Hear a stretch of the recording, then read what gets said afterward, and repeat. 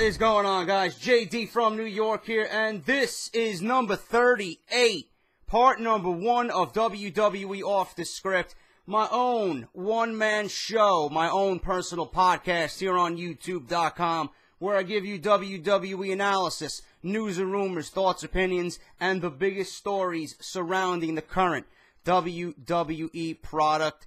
Thank you so much for joining me here on Friday morning. You know, when you see Off The Script in your sub boxes, it's going to be a good weekend, man, and you're starting your weekend off the right way. So grab a cold beverage and let's talk some WWE. I got big news on Randy Orton and why he may possibly be missing the WWE Survivor Series. I got the full inside scoop on that. I'll give you my thoughts and opinions on that, why I think it's a bad idea, and this couldn't be happening at a worse time for Randy Orton, just as he now is a full-fledged babyface in the WWE. You seen on Monday Night Raw, they wrote him off TV. I'll give you the full story in just a little bit. But I do want to say, thank you to everybody who has shown overwhelming love and support for my Advanced Warfare Call of Duty videos. Gave you my first impressions. That motherfucker reached over 1,000 likes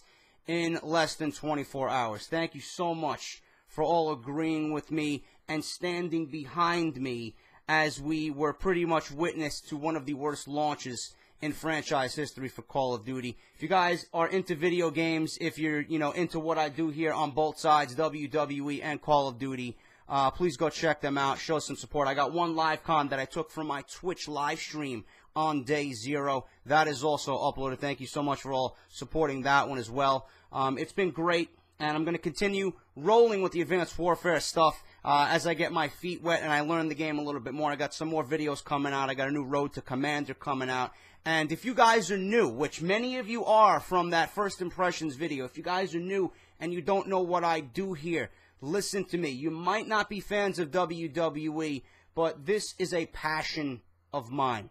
I do this because I love WWE. It's the one thing from my childhood that I took away and haven't left. Okay, it makes me feel good. It makes me relaxed on a Monday night when I can come home from a long day of work, pop open a fucking cold beverage, and watch WWE for 3 hours, man. It makes me feel good, and it relaxes me. This is my passion. I've always wanted to be on TV, in radio, talk about WWE because it's the one thing that I know a lot about and the one thing that I'm good at talking about. So if you guys are new here and you're wondering, I subscribe for Call of Duty stuff. I subscribe for video game stuff, man. You're getting it all here. If you're fans of the product, that's a fucking a plus. It's a bonus. If you're not, I just ask you to respect what I do here on Off The Script. I always have video game content every single week, almost every other day. So look forward to that. But if you're new here and you're not subscribed, what the fuck are you waiting for? This is the #1 source, like I always say, for WWE news and rumors right here on YouTube.com, okay? I'm not going to go into the plugs too long. If you missed Off The Script last weekend, please go check that out. Links are down below in the description.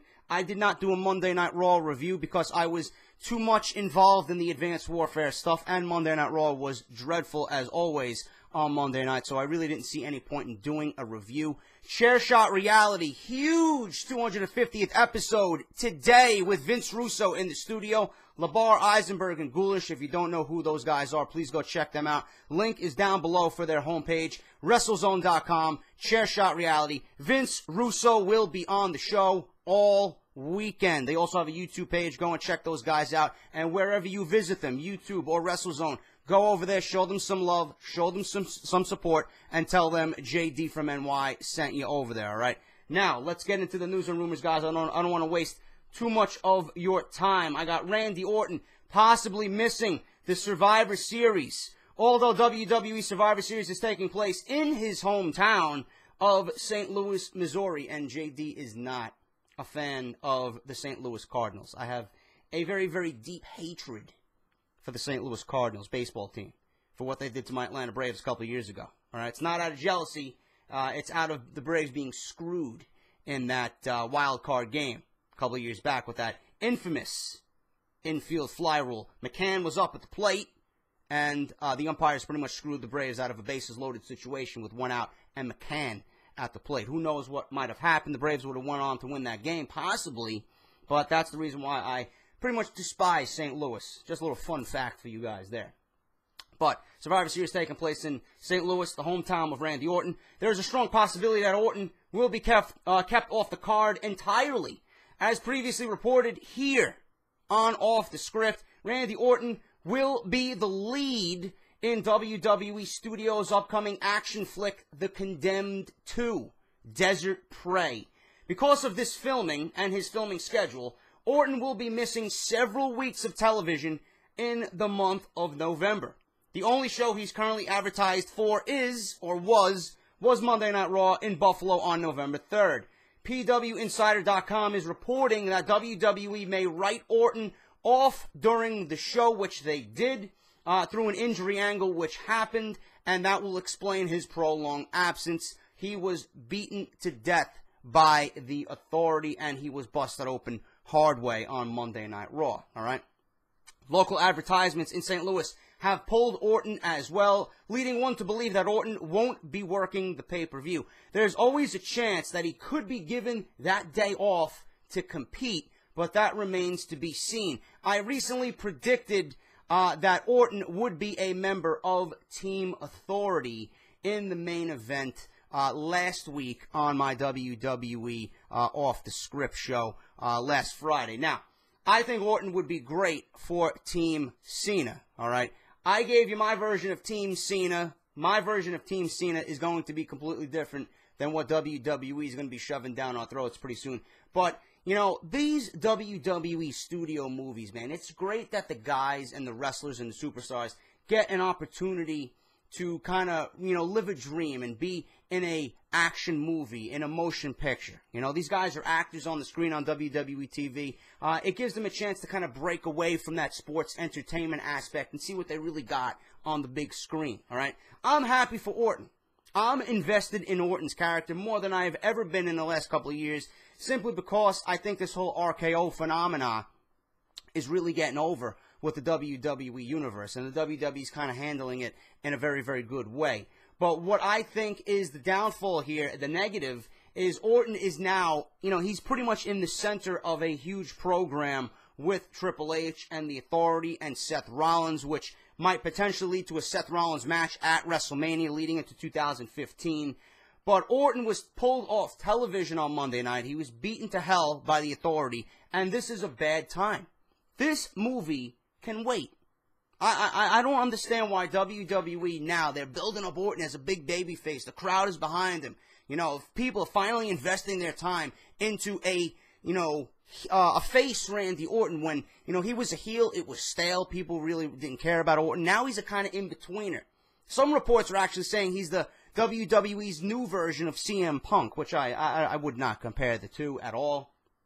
But what I find to be the most negative part here is that WWE is pulling one of their hottest superstars right now, and in probably the biggest storyline on TV for WWE, and he's going to be off for the rest of the month. Now, we don't know if he's going to be at Survivor Series. Being that it's in St. Louis, I do expect, and I'm making a prediction, that Orton somehow is involved in Survivor Series. It would be foolish for WWE not to involve him in St. Louis at Survivor Series, but that's just my prediction. But as of right now, Orton's going to be off TV.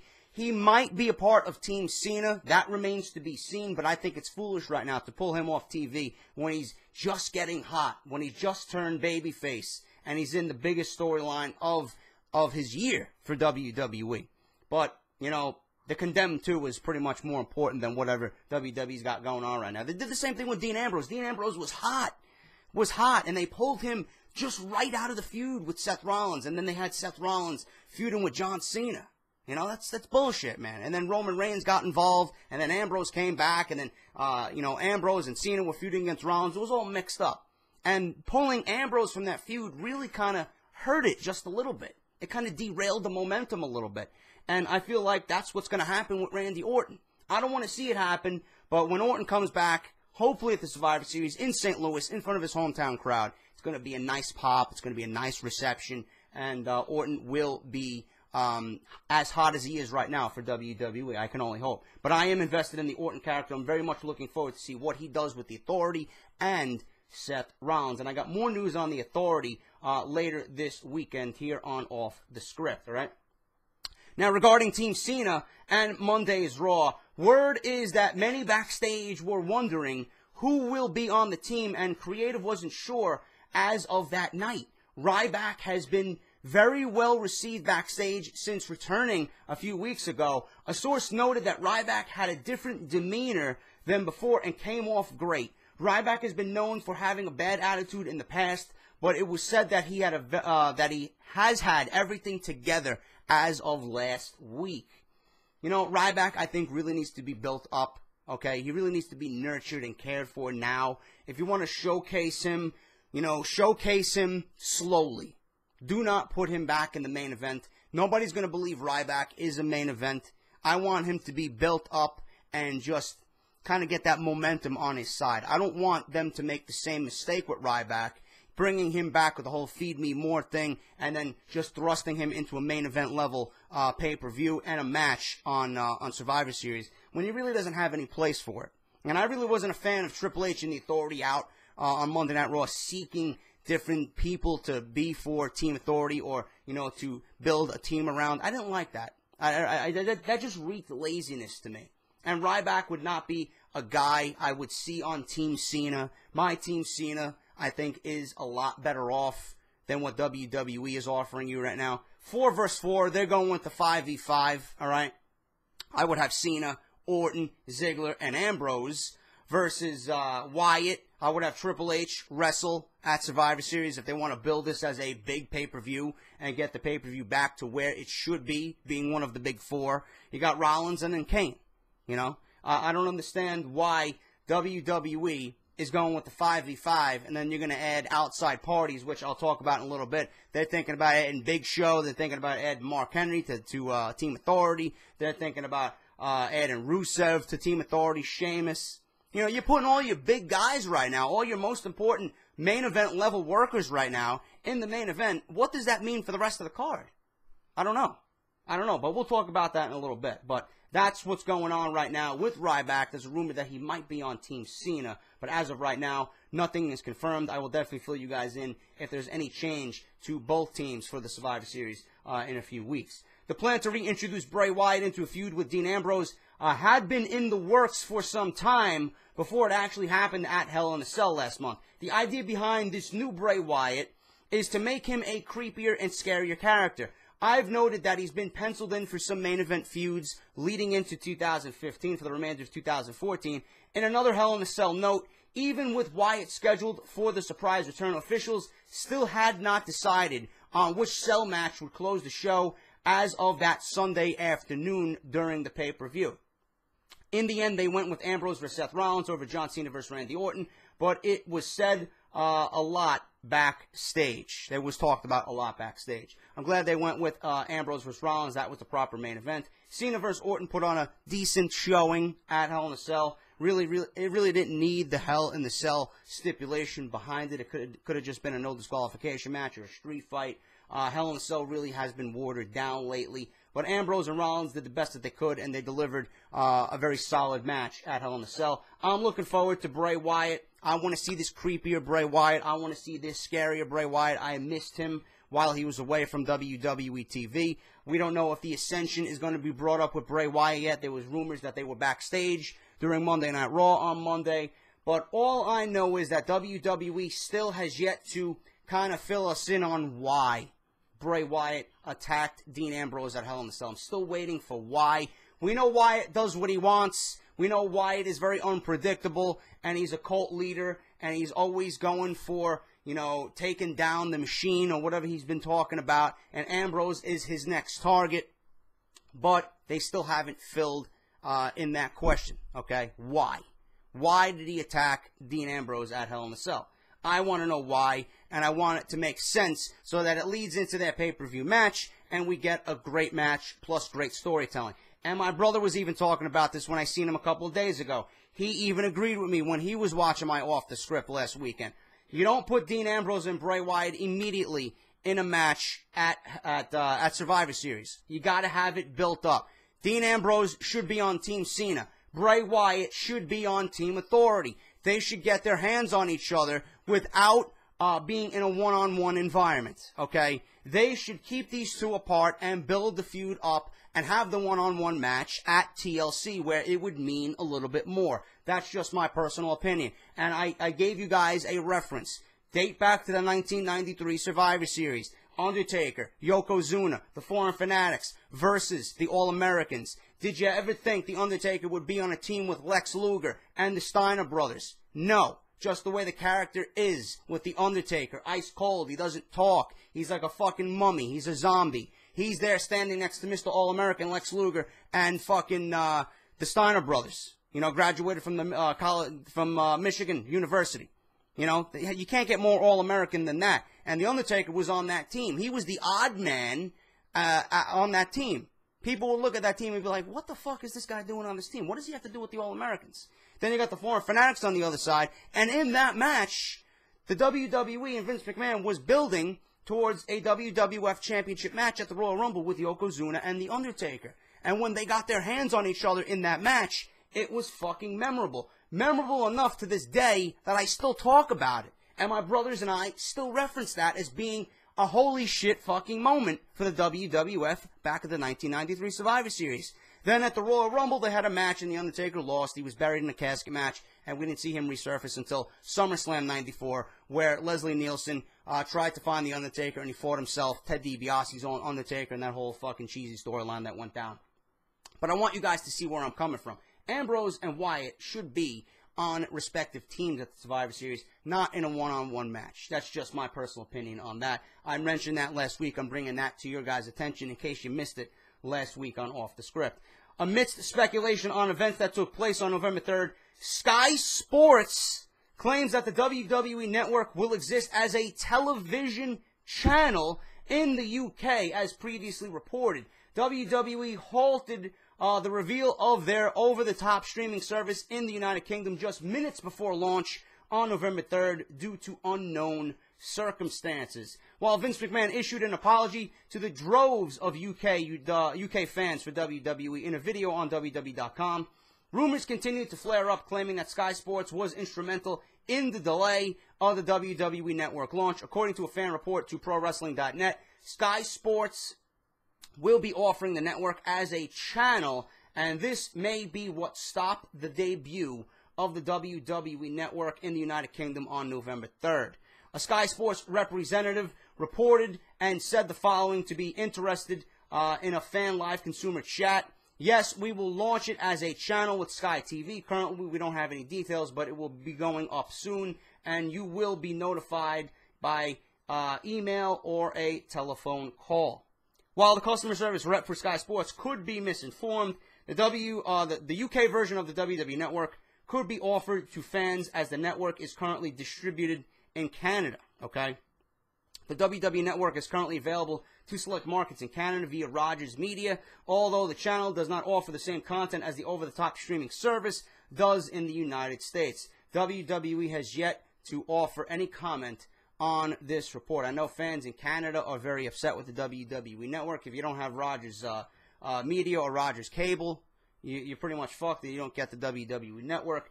Same thing is going to be happening in the UK. This is a bad, bad fucking move, and I anticipate a lot of pissed off fans in the United Kingdom. That's all I can say about that. I was looking forward to you guys getting it on November 3rd. It's free all month. You guys get to enjoy it free. You get the Survivor Series, NXT, every pay-per-view the WWE has ever offered. You get all the reality shows they got, all the special programming they got, the Monday Night Wars, the documentaries on Daniel Bryan and the Ultimate Warrior. It's been great, man. And I'm upset that you guys aren't going to have it right now.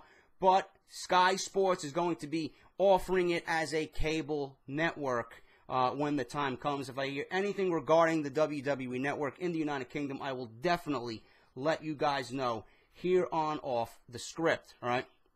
WWE.com reports that Bo Dallas will be out of action for the next several months with a foot injury. The report went as follows. WWE.com has learned that Bo Dallas has suffered an injury to his left foot. As a result, Dallas is expected to be out of action for 6 to 8 weeks. He won't be back until the Royal Rumble.